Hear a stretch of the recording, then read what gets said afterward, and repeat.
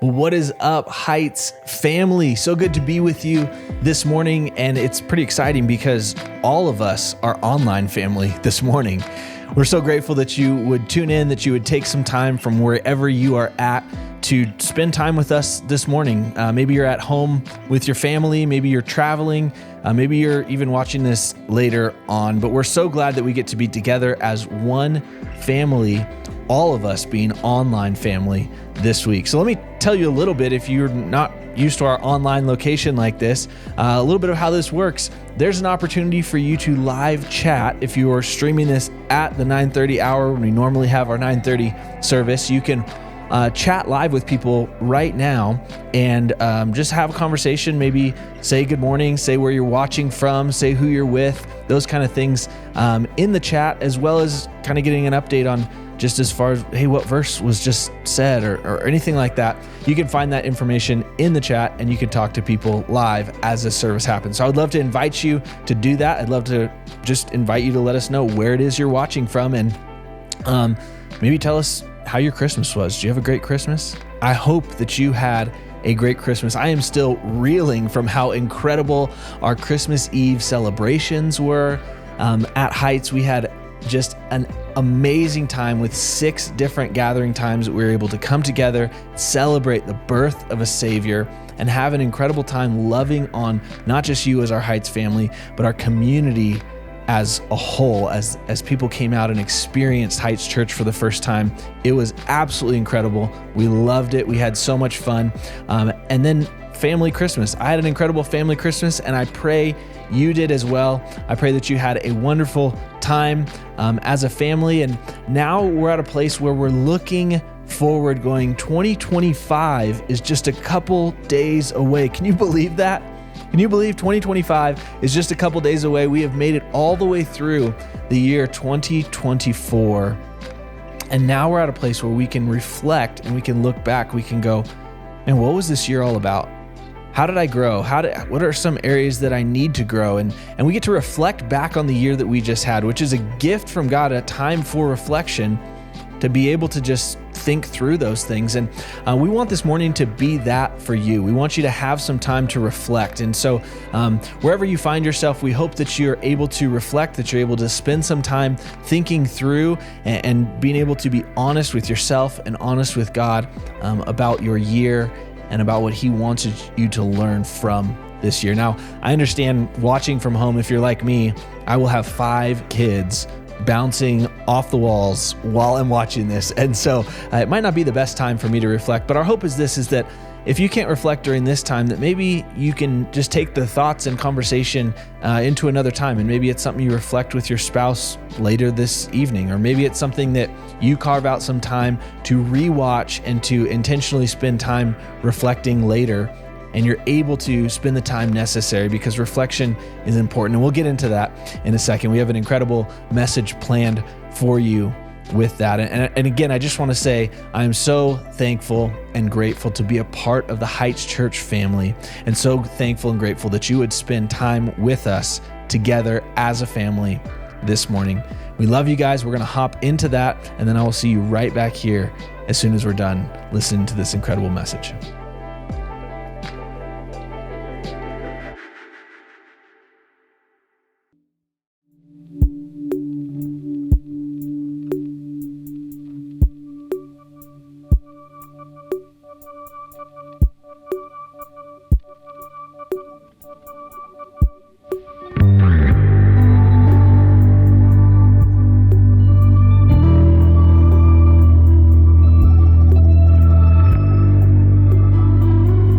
There's a word we use when we move from packing up one space that often we call home, and we go through a process of putting things in boxes to prepare for what's next.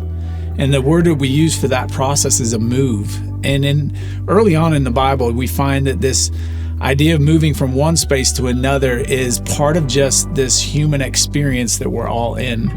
Abraham comes to mind, where God comes to Abraham and essentially tells him everything that's been, everything that you've experienced and has become in this space, you're going to leave that behind and you're going to move to a new space that's even undesignated at that point. and you're going to experience new things in that place and create new memories, but it's kind of an unknown and an undiscovered, right? A move has this mystery to it that we don't really know what we're going to. We know what we're leaving behind, but what will become is still to be discovered. I don't know about you, but I've moved roughly about 25 times in my life. And by 25 times, I mean that's 25 new homes. Now, for some of you, you may go, well, that's not very many. For others, you may go, that's a lot. And I think what's interesting within those 25 places, there are unique memories that have come with those spaces. That these places we called home carry these distinct timestamps, if you like, in my life of things that I can recall to memory. So, for example, one of my kids, my first daughter, when we brought her home, it was in a room we didn't own. It was in a house that we weren't even renting. We were living with family at the time, and here we are bringing our first daughter home to that space, and the memories of holding her and watching those early days of her life in a space that now holds dear as a box in our life, if you like. And I think of her, a few years later, we're in a rented space in Missouri, and I can remember her as a toddler going out to we kind of lived on a hill, and she would stand on the edge of the hill and sing at the top of her voice, "God Bless America." And so each of those spaces, while we lived there, we created memories there. They hold dear even so many years later. And I just wonder with a calendar, right? The calendar is this unique thing that we have in our culture, that each space is a box, and each box has a date and a timestamp. And you think of them almost like addresses, that each day we move from one box to another one, each space an unexplored, undiscovered, new place that memories will be formed and made and created. And so as you move through those, if you think back to your own life, you can probably think back to in this last year, what are the spaces that you call home, or spaces that you've been in where you've created memories? You think about a birthday party, right? You can probably recall one from this year, and you go, as I reflect on that, I can remember who was there. I can remember what we did. Maybe you can even remember the smell of the candles being blown out. Or maybe, as you look at your last calendar year and you think about those boxes and the unique things they hold, that maybe in there's pain involved, or maybe there's family favorite memories. Maybe there's relationships that were contentious and a struggle. Or maybe that in there you've got victories of a renewed marriage. Each year we have this natural moment that the calendar affords us. It's an invitation, if you like, to slow down, to look back over the spaces that have been this past year, and to reflect and hold is a gift. And so as you just even naturally, your mind wanders to what has been. I wonder where you are today. I wonder if you're with family right now. I wonder if you're alone. I wonder if you are in a place where you're in between things, and you have a moment now to just stop and be able to go, what has been? What has the last year held? Much like Abraham, as he left what has been for what would be, before you move too quickly into what will be the new year, before you leave the boxes of this past year. I wonder what it looks like for you to just slow down and hold reflection as a gift and see what has been.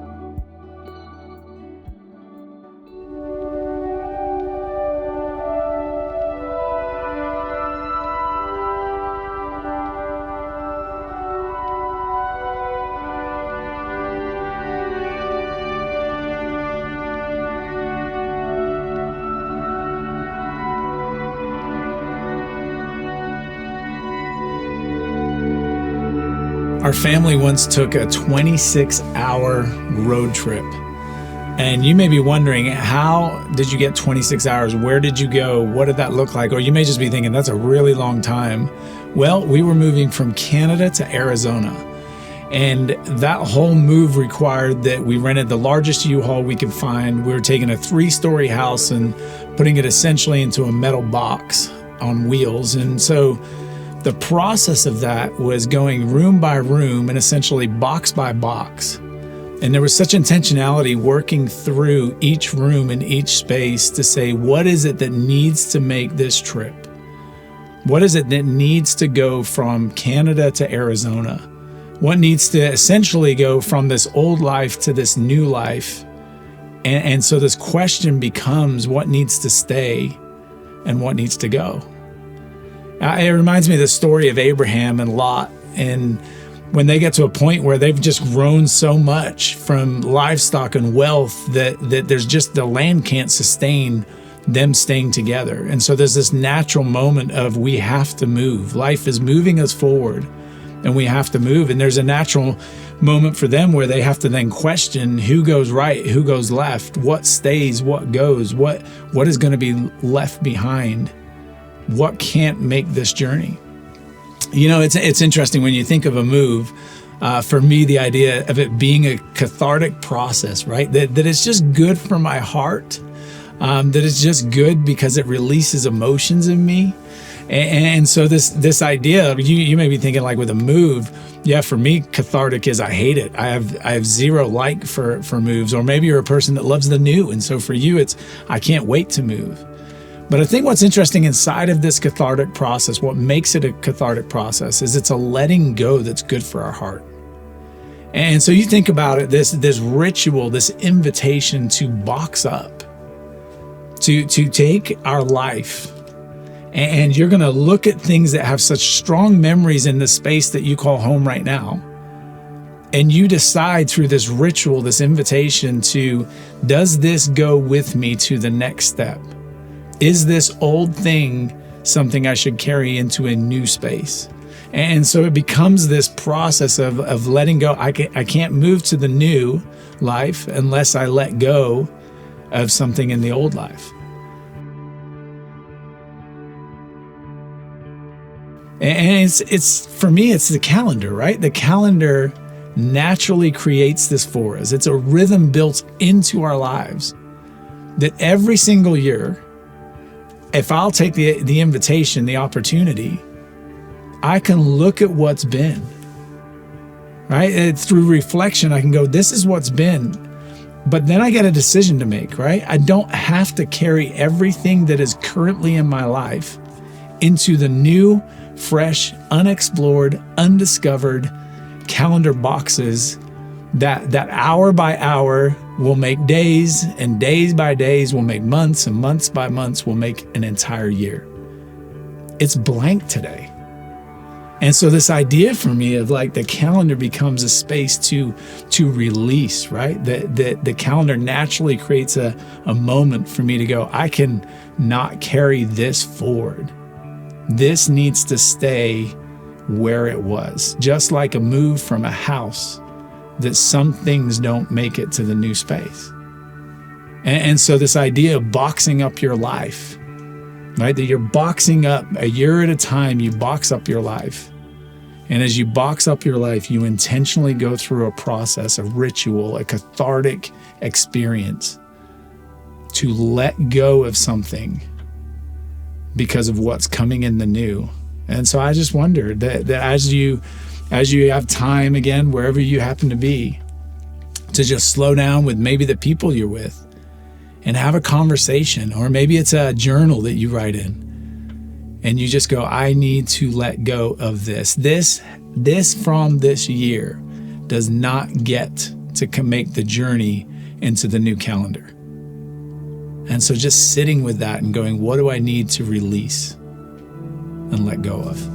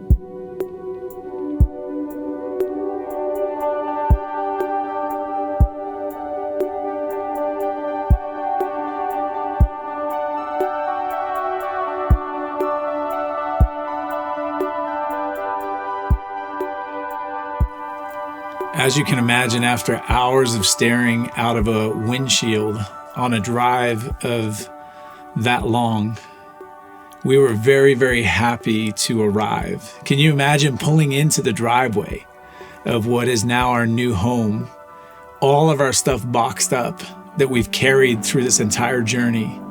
And now we arrive somewhat exhausted, but also just rejuvenated with energy for what's ahead. The idea of opening a new door, the idea of this moment of fresh beginnings. I think about fresh beginnings, and yet you find them all over the Bible, right? Think about Abraham for a second. And Abraham had these audacious promises. So he leaves what he knows for these audacious promises of God. You have Esther, who leaves her Jewish heritage for castles and foreign royalty. You have a bunch of fishermen who leave their boats and their nets and everything they know to follow this rabbi that calls them forward. It's this fresh beginning. You have the Apostle Paul, who's carrying letters to go and persecute people and trades those for letters now to build the very church he's been against. The Bible's full of moments of fresh beginnings that God leads us and guides us and gives us the ability to have fresh beginnings. And I think a new home, I can think of walking into that space and opening that door and the first boxes being carried in and beginning to open those boxes. And so we're in this new space, this new place. We're going to put down memories and roots, and we're taking out these old items that we brought with us. That now these old items in a new, fresh beginning take on a whole new significance. I think of just the perspective change of pictures that once hung in our home in Canada. And they looked one way in that home, and yet when we hung them in our new home, they took on a total different look. That you know it's the same picture, but it's just reframed by what's around it.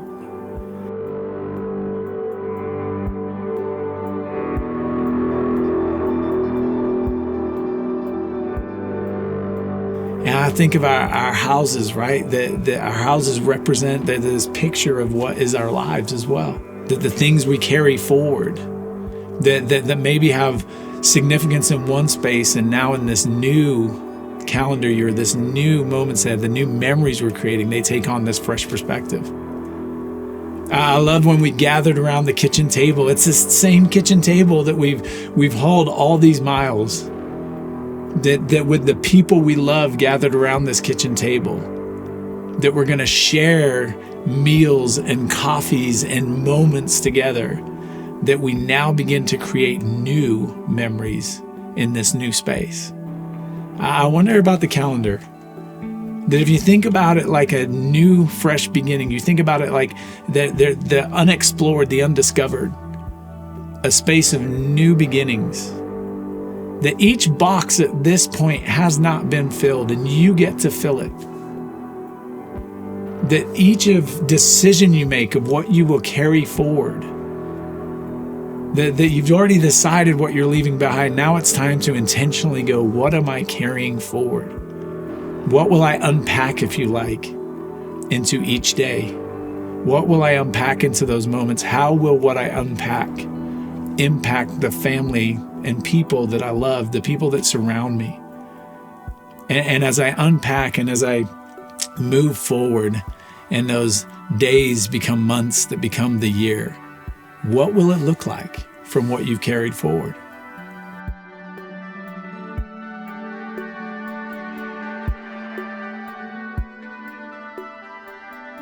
I think it's so important that with this beautiful gift we're given of reflection, that we make intentional decisions around what are we going to leave, what stays and what goes. And then to be honest with you, just this reality of what do I carry in? What do I carry forward? And what will I carry forward that it'll create? And so you get to build out this one life, 1 year at a time. And so I just encourage you again, wherever you're at, whatever that looks like for you, whatever conversations you can have, whether with yourself or with those around you, what are you carrying forward into the new space and the new boxes that will make up this one life?